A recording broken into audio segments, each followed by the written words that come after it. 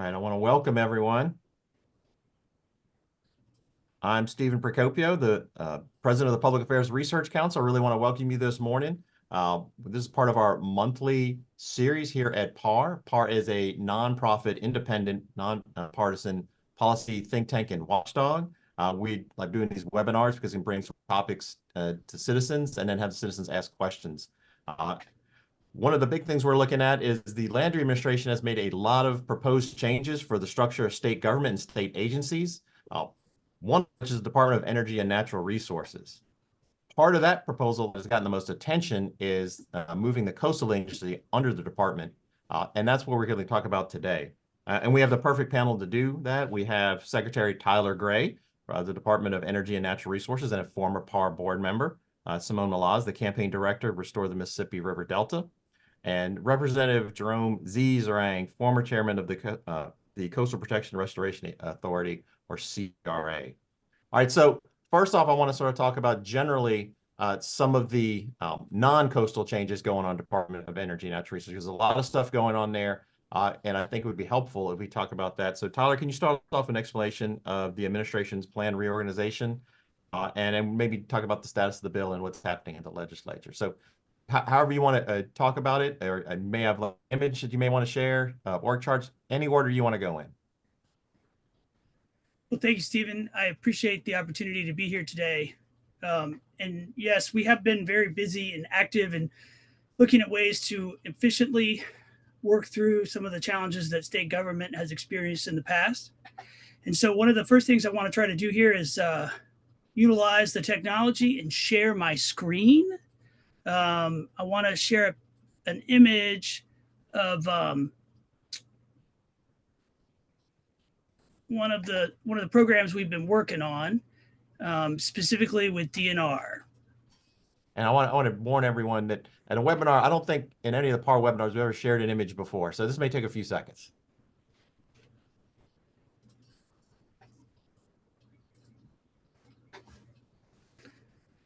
You can't see that, can you? Not yet. We'll let you know, okay. And we're working on it. But I think, and this is going to show us the sort of the structure of DNR, or at least help explain to the panelists what the new organization is going to look like. Is that what we're looking to see?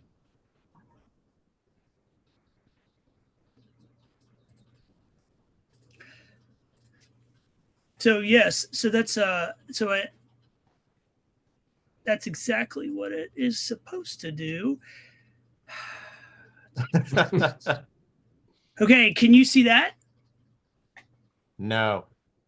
All right. Well, I tried. We appreciate it. Yeah. Well, so anyway, I appreciate you guys having me here today. Basically, what the Landry administration has been very involved with in the past few months is working through capitalizing on opportunities, especially from the recent elections, for alignment on the multiple branches of government and reviewing and adopting new policy, especially as it relates to state government. And so for me in particular, it relates to sort of natural resources here in the state. And, with that, we look back to the previous administration, or even a few years ago, even prior to that, the Office of Conservation, the Department of Natural Resources, has had 3 different offices in the past 10 years. After things have sort of moved on and been recreated or reconstituted under different agencies and different names. And so there's really a need there in order to clarify and streamline some of the processes that currently exist there. You look at the Office of Conservation, which was created in order to, well, it's actually constitutionally created 1921 through the Constitution, but from what I understand, during the debates and conversations in 1974, they removed the constitutional amendment provision. So it's actually only statutory, which is misleading because that's something that even the department today operates, that it still exists. And so as we go through and work through that, we look a lot about the why to try to determine whether or not there's an opportunity to reorient those functions with the original intent. And so right now, the DNR has the Office of Conservation, the Office of Coastal Management, and the Office of Mineral Resources. And so our perspective at this point is, how do you prepare the agency for the future? Right now, we have a federal administration that's very focused on what type of supply we have in terms of energy, focused on new types and sources. Louisiana has a strong history with some of the traditional natural resource energy sources like oil and gas. And so trying to find an opportunity to blend it there. And then at the same time, you look at what over multiple administrations where there are opportunities and try to almost align our energy strategy in a way that actually meets the needs of the public going forward, rather than looking about how energy is supplied, looking more about how energy is needed and what those demands are. And in terms of preparing that for the future, we look at ways to sort of reorganize the agency in a way that's more efficient, more in line with what the public is demanding. And so we have House Bill 810 by Representative Guyman. And so House Bill 810, looking at the way you would review and adopt policy, we want to be as open, accountable, and transparent as we can in order to provide all the feedback. One of my favorite things about being involved with the legislature or the executive branch over the years is, you really don't know where the opposition or where the concerns or comments or criticisms will be until you sort of put it out there, put yourself out there, take the risk. And so looking at the best way to do that, we've tried to be very systematic in the way that we provide, collect, and then reconstitute drafts over and over again. I mean, I know that's something that even fellow panelist Representative Zeringue and I have had the opportunity to do. Sometimes the intent doesn't necessarily what ends up on the words on the paper. And that's something we're continuing to try to work through. And so under the new bill, you'll have 3 offices that will be constituted. These are only additions, not necessarily subtractions. And so you're looking at the Office of Energy. So under the statutes now, you have a way for the secretary to pursue options to prevent the exhaustion of prematurely the natural resources in our state. Well, that can potentially be leveraged to focus on other energy sources. Well, this is to actually build that up a little bit, to really start to talk about what that strategy would look like, align it with other existing resources to be able to take advantage of that expertise to think about what our energy needs will be going forward. Because whatever energy source we have, a lot of that power for our citizens is going to come through electricity, because that's sort of the common denominator. The other one will be the Office of Enforcement. This is a place that we really see will be a lot of savings. Currently, the way the offices are set up, by consolidating everything under an enforcement bucket, you allow resources to be used in a way that's purely focused on enforcing the law. So right now, some offices or divisions have drones, some rent boats. Well, why not have one office that has all the resources, right? As opposed to trying to piecemeal it together. And then the first one being, we will sort of clean up that Office of Conservation statute focused on regulatory permitting and compliance. And the last component would be the Natural Resources Trust Authority. And this will be an area in which we will work to build expertise within the agency focused on the financial side of oil and gas. For a long time, we've tried to manage the plugging abandonment obligation using length of laterals or some feature of the well itself.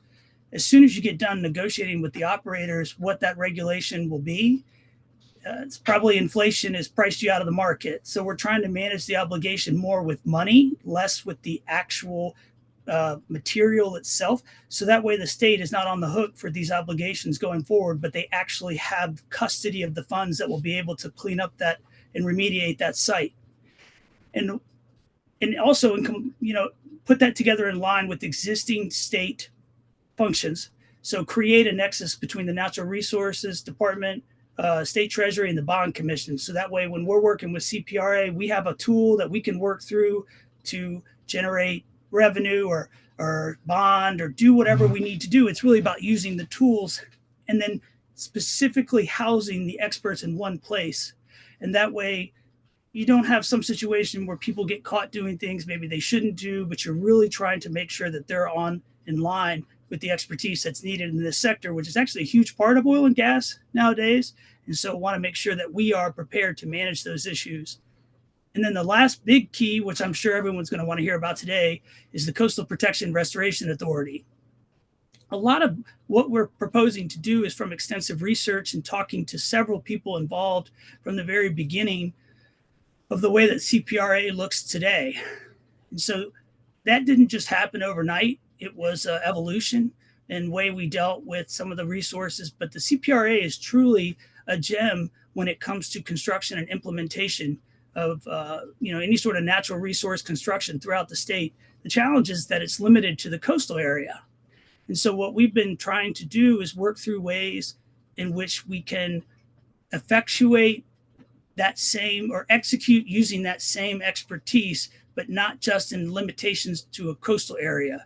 And so one of those ways is working and creating this Office of Land and Water, which I failed to mention earlier. But that's more about how do you start to consolidate the functions throughout state government that are aligned and focused on water and the land itself. Right now, there are 14 different agencies that have some involvement with water, what are their political subdivisions and their different functions along that path. Now, as part of that, the easiest way to describe it is talk about what we're trying to generate and focus on with an intuitive perspective of what DNR does, DENR. The DENR is focused on quantity, not quality.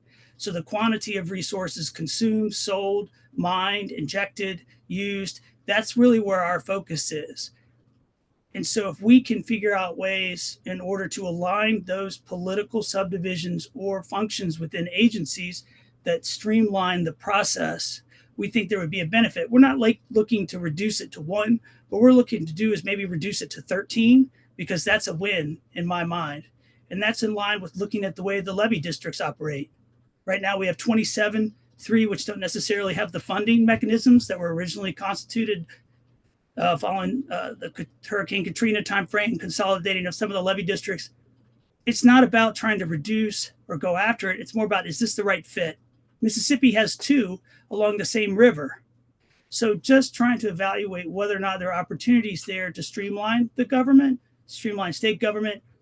But I do want to say and qualify this, because as we've done the research, one of my favorite things to sort of think about and contemplate when we're approaching these problems is the best person to be involved and provide guidance on how levees should look are the ones that are living behind them. And so that's something to me, it's more about maintaining that integrity and engagement from the community. But are there ways that the government function can be reduced? That way it's more efficient. And then generally, that's from our natural resources standpoint, that's where we are. That's what my focus has been. I'm happy to talk about some of the things that maybe carry over from previous administration, because we have plans for those too. Okay. Well, good. I want to give you a second to catch your breath. That was a lot. And there's a lot to unpack there. Let me stop for a second because we have a couple other questions, but I want to make sure all the participants that are on, this is supposed to be interactive. So please put any questions that you have in the Q&A box or even in chat. We'll try and find them. And then Melinda will take those and synthesize them and ask them as well. But I also want to now turn and over to Melinda. And so she can start asking. We have 1 or 2 other questions, and then we'll start asking y'all. And first of all, Tyler, thank you. That was a lot of information to cover, and I really appreciate it. So, Melinda? Thank you, Stephen. Tyler, I'm sorry, but I have one quick question for you before I pivot to our other 2 folks. You talked about the bill that is filed by Representative Guyman for the reorganization of DENR. Does that include anything to do with reorganizing or shifting CPRA? And if not, what's the timeline for when that discussion will maybe generate some legislation? So that's a great question. So the first, there is actually one bill filed also by Representative Guyman for the CPRA board, which reduces some of the administration's membership on that board. And that is, we separated the 2 concepts just to try to have those conversations on a separate ticket, basically. And I'm happy to explain the rationale behind that. Just being something that we're looking to create a more efficient and streamlined board. There were really 2 options that we weighed in on. and that is whether we would remove the designee function so that way that the individuals themselves were present, or we sort of reduce what the administration's presence was, just trying to figure out ways. We would never take anyone out of the conversation, whether the administration or the insurance commissioner, all those pieces. It's more about just trying to make a board that's maybe more efficient in its participation and more nimble. To your second question on a timeline for what that would look like. So after the executive order was signed on February 2nd, really made public on February 5th, I believe is when it was finally posted online. We've tried to consistently put the plans and logically link things on that website with individual letters and steps along the way. The next step, we just finished collecting comments on what a proposed schedule of review would be. And so we are trying to follow the Administrative Procedure Act in spirit by presenting information on certain timelines, taking public comment. And so we've tried to be diligent in what that looks like without creating more bureaucracy or whatever else. And so what the next step is what we are calling a Natural Resources Steering Commission, which is representatives from the chair of the CPRA board, the Commissioner of Conservation, and then the Secretary of DE&R. And so our first meeting will be on June 18th. We're actually right now designating individuals internally to sort of lead the effort of evaluating their individual offices. And at that point, they'll present it. We have a schedule that we plan to post online and what that will look like. The big dates that we're looking at this point is that June 18th commission hearing, which will be public, and working to get that online as well. The second big date will be that July 30th, July 31st, before our deadline is going to be for the governor August 1st. And then the last deadline being in line with the governor's executive budget due October 31st, because this whole project is in line and in contemplation with consideration for the $558 million shortfall coming for next fiscal year. So we have a goal of a reduction of 10% across the board. And so you're looking at an administrative review over the next, basically until October 31st. Now, from a legislative standpoint, we don't have any other plans to operate or influence this session and work with the legislature and potential policy changes. Our plan is, which is actually similar from what I learned through CPRA, is knowing that we're going to have to come back and make changes to fine tune things. But to start out with sort of that do the administrative review, identify areas that actually need legislative changes, focus on areas of intersections of regulation and legislation, because that means complexity, and figure out ways to reduce that confusing aspects of the way the law interacts with the regulated community.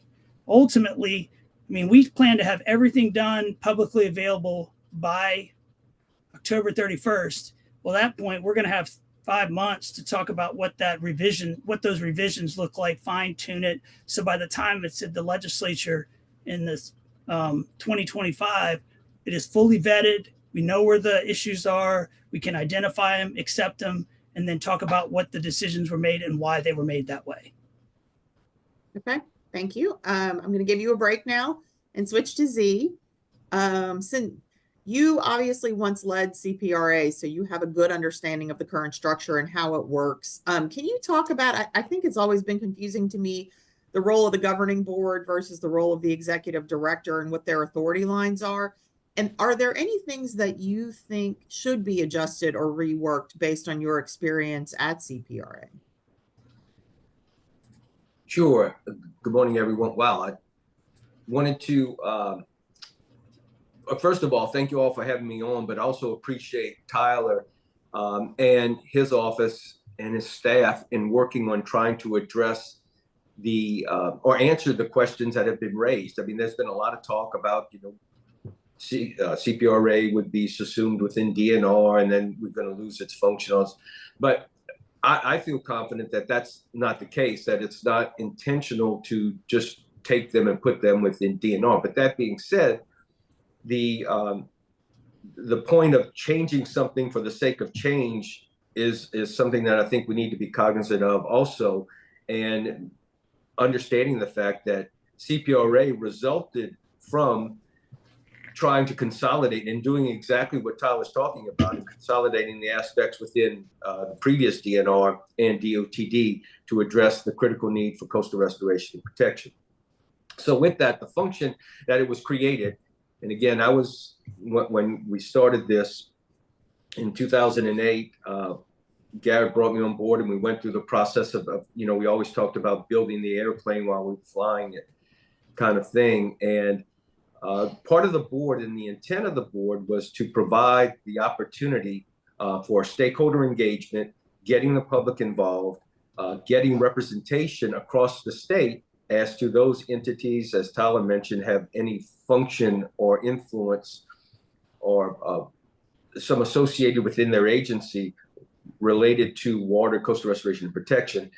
And that would help guide and provide the functional aspect of CPRA, that kind of like, it was almost like an executive branch and an administrative branch function, to where, you know, you'd have the administrative branch, you know, working on behalf and overseeing the executive, the branch of the aspect of the working core of the organization that was going to oversee that. And so I don't doubt with the legislation that's being proposed with Representative Diamond and looking at reducing the overall number, it is somewhat cumbersome. And I think there can be some reduction in terms of minimizing the size of the board to improve some of the functionality. But I think the members that are there for a purpose to represent both the basins themselves, but also represent those agencies that have a function within coastal restoration and flood protection. So again, it's kind of like they are the administrative branch to help work with the functional branch to get things going and implementation of those projects, and oversee the master plan, development of the master plan, and then through that, the development of the annual plan that directs the function for the agency for that particular year for construction.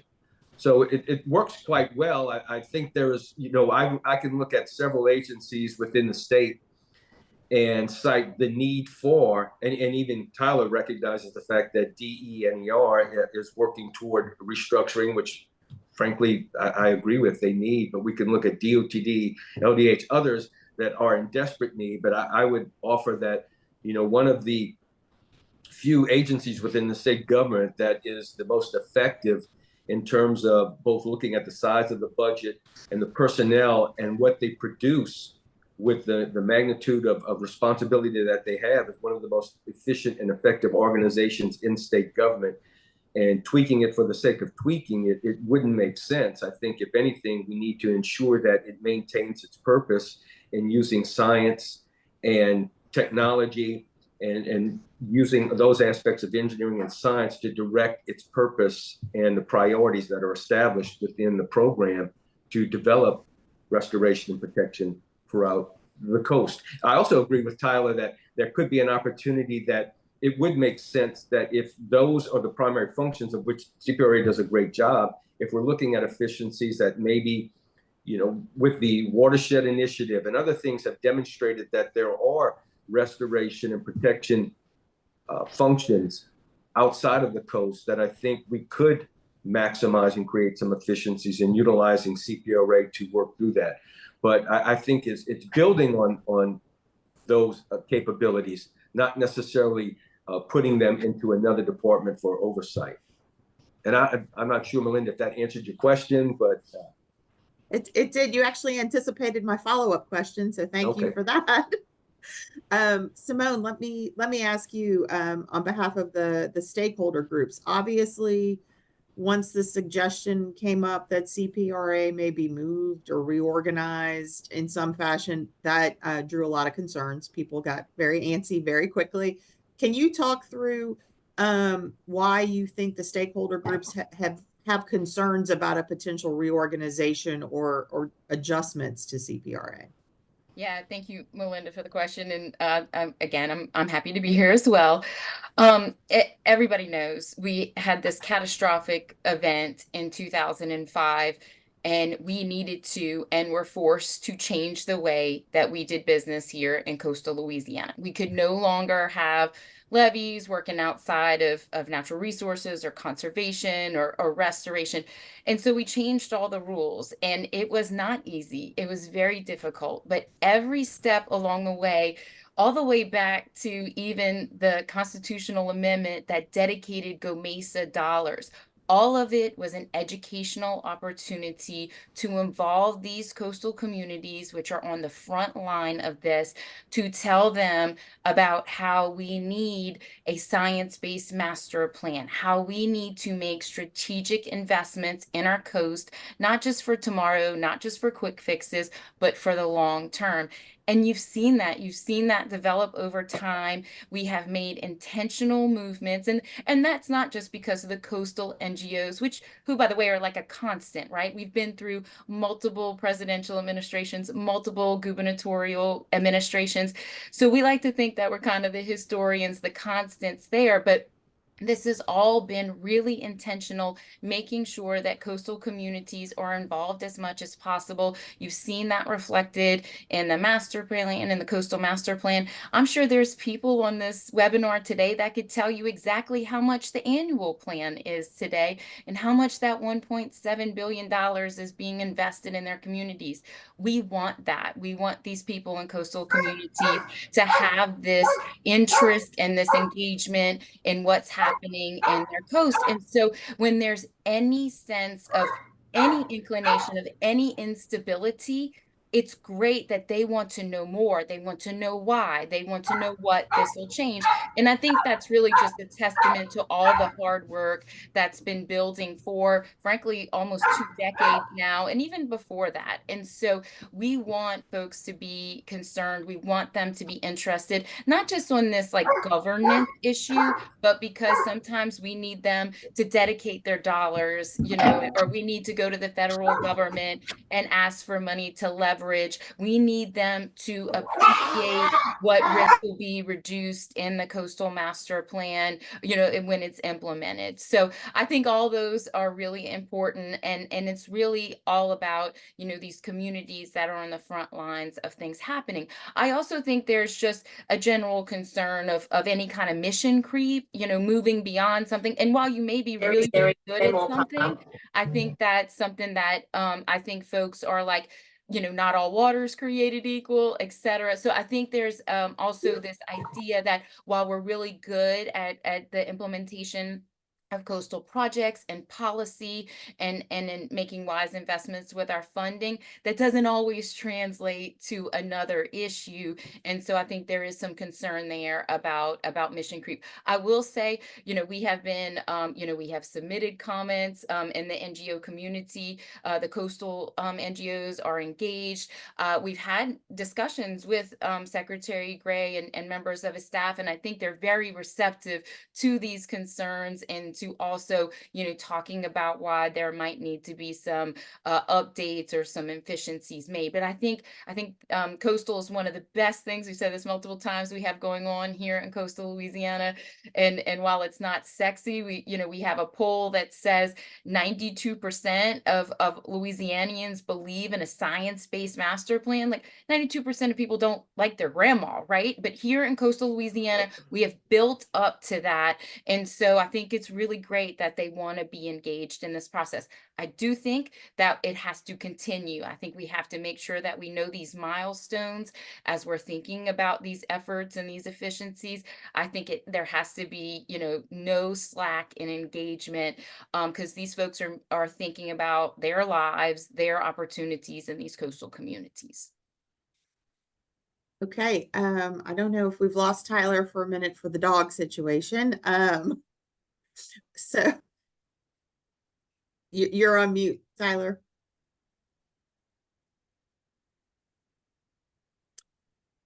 Still on mute. Okay, so I'm going to ask Z a question for a minute while Tyler tries to get off mute.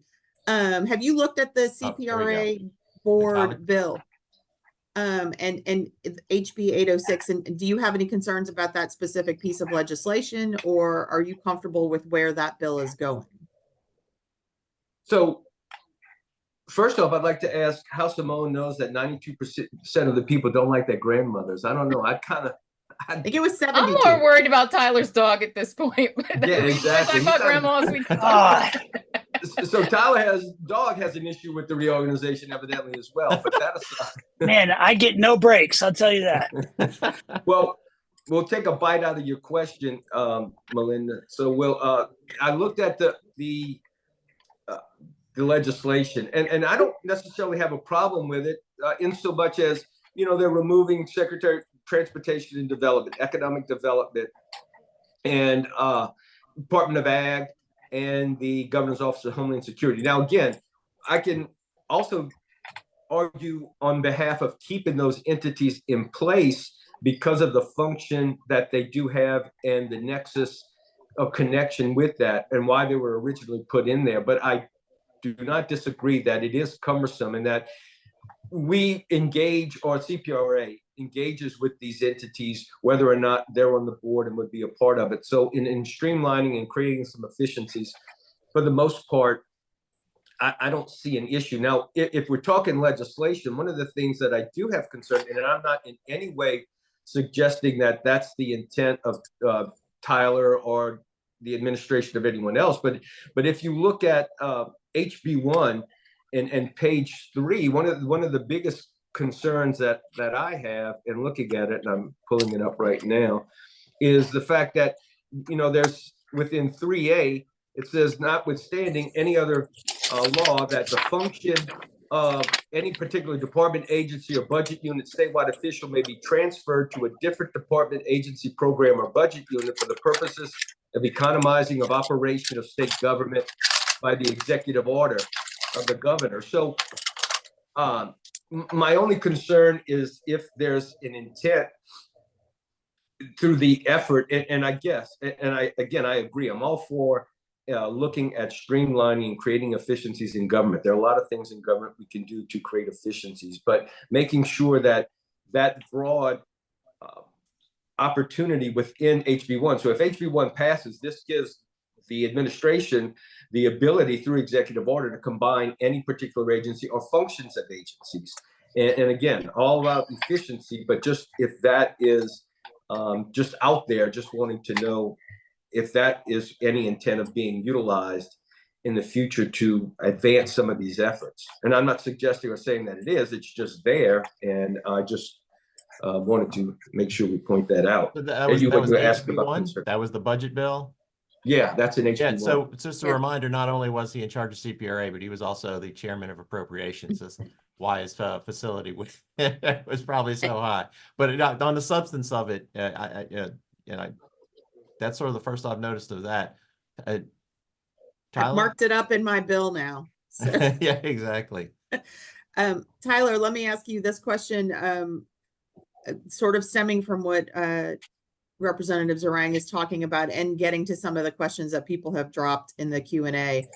Is the CPRA board bill going to move forward this session? And then somebody's asking why all the elected officials other than the lieutenant governor are proposed to be removed from that board. So the plan at this point is to present House Bill 6 in line with House Bill 10, 810 and 806, right? Sorry. That's the plan at this point. The focus for I don't know exactly why we didn't include the lieutenant governor in that. Based on conversations that I had with the governor and Chairman Dove, that was what we wanted to provide, at least where the conversation could start. There are other controversies currently being discussed that I thought may be best focused on those particular issues as opposed to some way to remove or that person from the conversation. Is the only thing I could speculate as to the reason. That wasn't any reason why. But it was really about the presence that people were having at the CPRA board meetings, doing the research. The lieutenant governor was consistently there every time I've seen him, and some of the others have not. They've had designees. And so that's really what we're trying to find, ways that maybe they're not present on site for those meetings, still involved, just not necessarily being there every day. The other question was around, I want to just make sure to mention Representative Zeringue's question about the House Bill 1 and that Section 3A.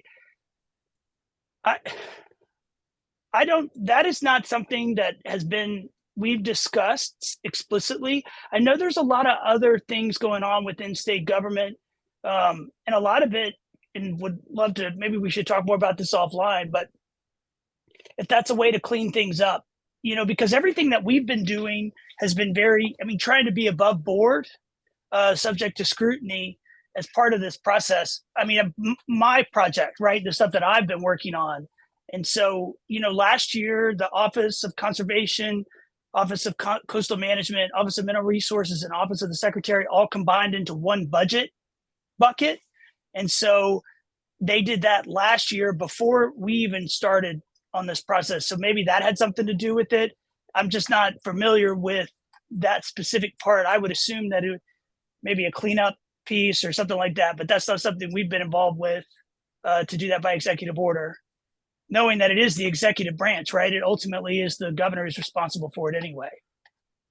I feel like Representative Zeringue may have a budget amendment when this comes up in appropriations. Oh, budget amendment, or if we need to Representative Guyman's bill and remove the lieutenant, if that's an interest, we can amend it to do that as well. So, Tyler, let me ask you we have a couple other ones that I hope are quick answers. Somebody was asking, you referenced a website to find some of the information discussed about the timeline and the plans for community engagement on CPRA discussions. What is that website address? So the website is on the governor's website under the stakeholder. I will get that link to you and make sure to share that with you. We've been working to make it more accessible when you go to the website. So we'll make sure to get that to you following this so that way you can share it more broadly. Okay. And the governor's website, just for people who don't know, it's gov.louisiana.gov. And it's scary that I know that off the top of my head. Tyler, you talked about the Natural Resources Steering Committee. Who are going to be the members of that? And is the CPRA Executive Director one of those members? So I saw this question by Mr. Schleifstein. Actually, I was able to reach out to Patrick, our person, and he's going to send you the letter that was issued by Governor Landry that actually puts them on that group. So the executive director of CPRA will be. No, I'm sorry. I'm distracted at this exact moment. The members will be the chairman of CPRA, the commissioner of conservation, and the Department of Natural Resources secretary. It doesn't limit who else will be on that commission, but at this point, that's who it is. It's in the letter from the governor to me on March 11th. Okay, so it's the chairman of the CPRA board, not the executive director of CPRA. Correct. And we're going to give Tyler a break and ask Simone. There seems to be a lot of interest in community engagement. How are the stakeholders getting involved? And is there a way that, regular people who are interested in this subject can participate through y'all or in the process just writ large? Yeah, Melinda, if I can go back to maybe one of the previous discussions, if that's okay, if I have the mic for a minute too. I think I'd just like to make a mention about the CPRA board, right? And its makeup and its engagement and how folks have been engaged in the past by reaching out to those different departments. I do think that there's been some people that have participated in ebbs and flows. And so I do think you can't just participate when it interests you. And when I think that has been really important for people to be part of the ongoing dialogue. If you go to any CPRA meeting, you can cover a couple of different topics. There's always, something really consistent like the implementation, but there's also one or two specific issues too. So I just want to make sure that, people know, DOTD has co-meet and statewide flood control and, obviously insurance pops up and things like that, but attendance has not been consistent across the board. So I just wanted to say that. But let's get to stakeholder engagement. The CPRA board meeting is a perfect example of that. It is a monthly meeting. It's well advertised. They now have done, a very good job of trying to increase accessibility to those meetings. If you're not able to make it to Baton Rouge, that you can participate virtually. There's also the Governor's Advisory Commission, which has been around for decades now, that has involved different stakeholders, right? The CPRA board is very prescriptive. It did expand its regional stakeholder participation, but the Governor's Advisory Commission is made up of different stakeholder groups, and that's really important. And then, of course, when you move into things like the Coastal Master Plan, they have regional work groups, they have a coastal advisory team.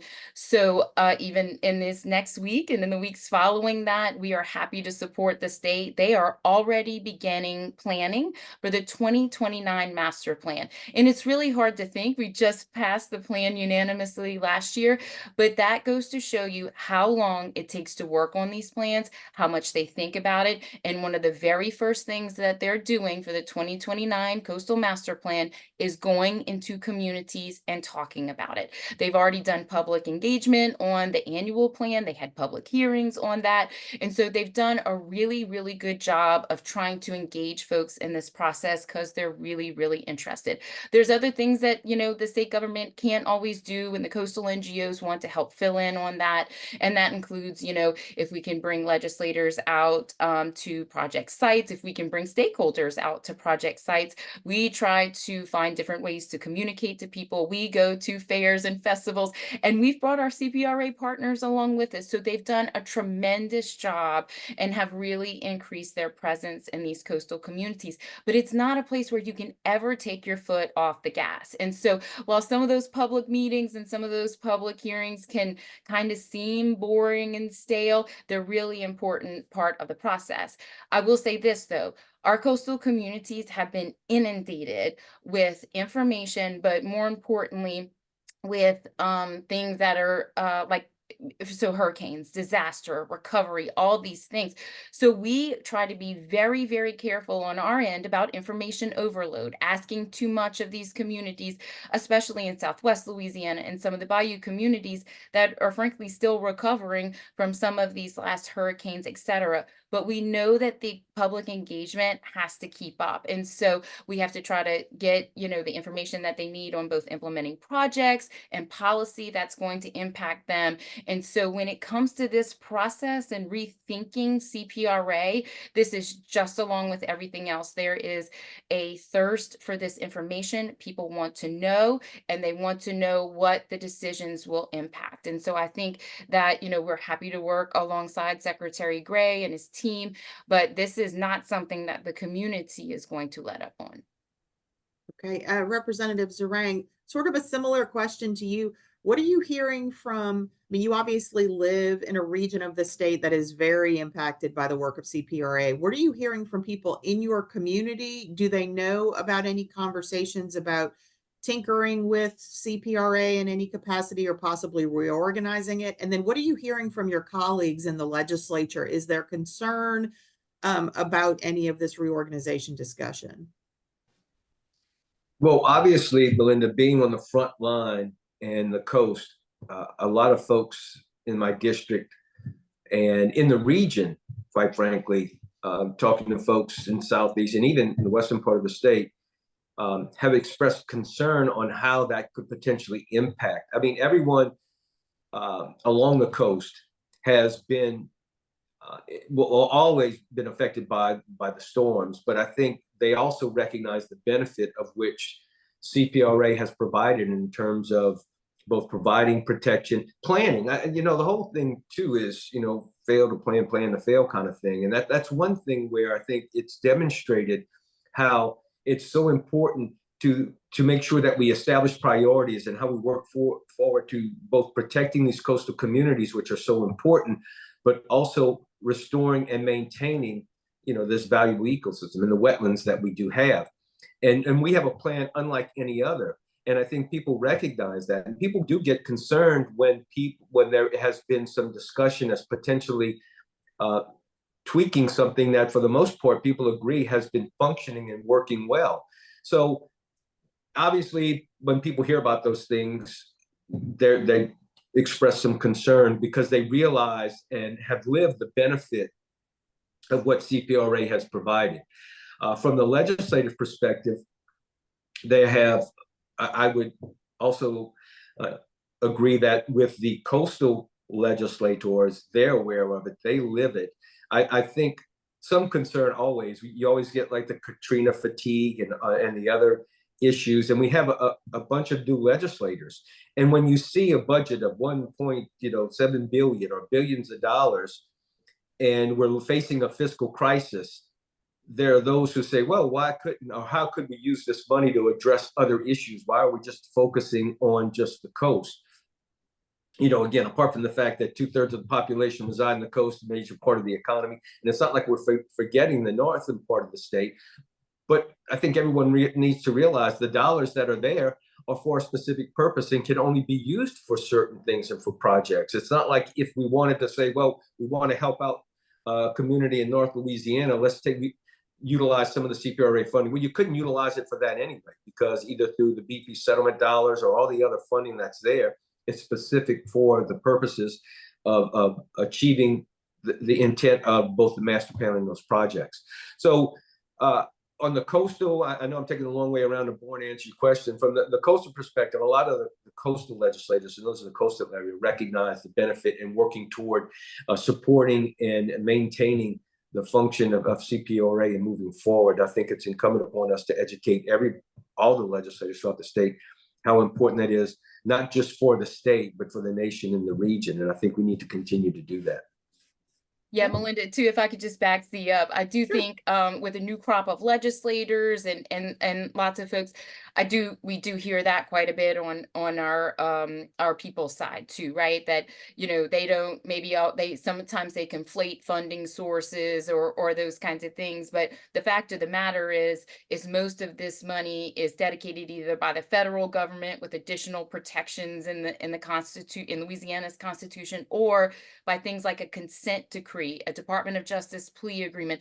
That money, especially as it relates to like Deepwater Horizon, right? That is to address a specific injury that happened to our coast, and there are so many strings tied to that. I think if you ask the good folks at CPRA about there are many different funding sources and how many of that is really free and unobligated. I mean, even GOMESA has strings and all those things attached to it, and the fact that we take very little from the state, and really it's only state mineral revenues. I'll get Z to correct me on that, but the fact that it does seem like a lot of money, but most of it is for a very specific reasons with very specific guardrails to that.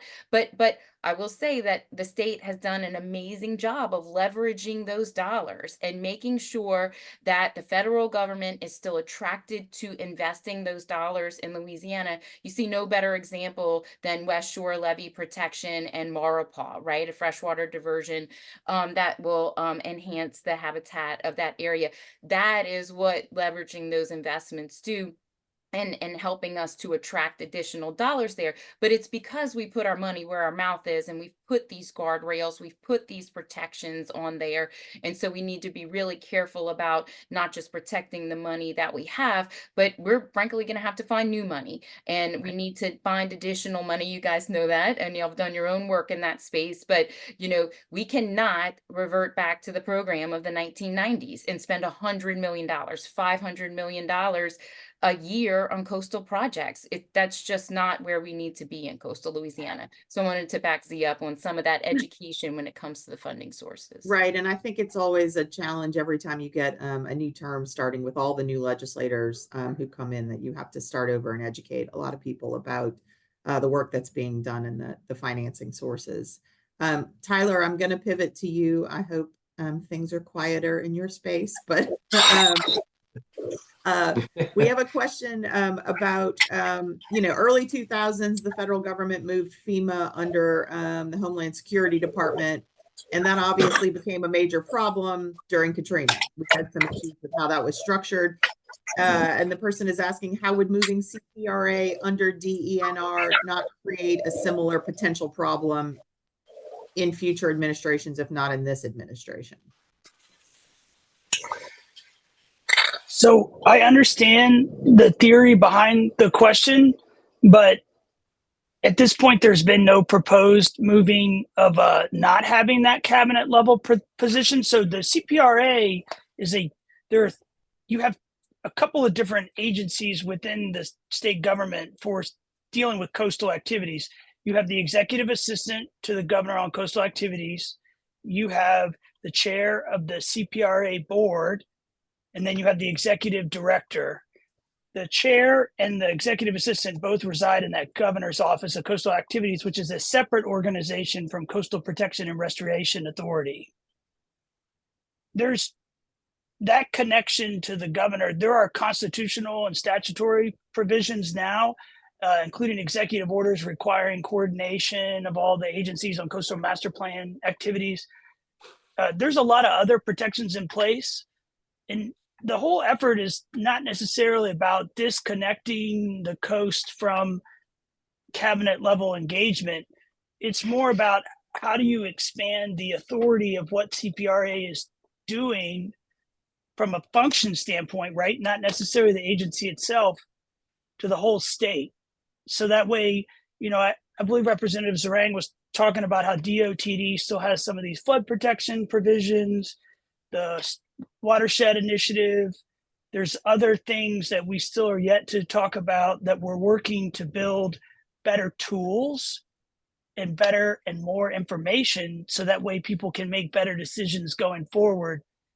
It's not, I understand why there would be issues by moving agencies away from that executive, but that is not where we are right now. And because of issues like that, you don't want to create too many people between individual actions. I don't know how else to explain it. I totally get his question and why it would be there and why it would cause concern. All right, we're running out of time. I want to just give everyone one last chance for final thoughts or any kind of last comments you didn't get to say. Z, why don't we start with you, because Z never gets to go first. So why don't you alphabetically. Sure. Again, thank you all for being here, and I appreciate Secretary Gray and his efforts, and continue to offer my assistance in any way to work with him as we move forward. But I think everyone needs to, the bottom line is if there's going to be an effort to change things, answering what is it we're trying to change and how we're going to do it. And I don't believe in any way that Secretary Gray is intending to change things for the sake of changing. But I want to make sure that people recognize how effective and efficient this CPRA organization has been, how important it is, again, not just to the state, but to the nation. And continuing to support its efforts is critical for the state and for the economy and for the people here in Louisiana. Thank you. Simone?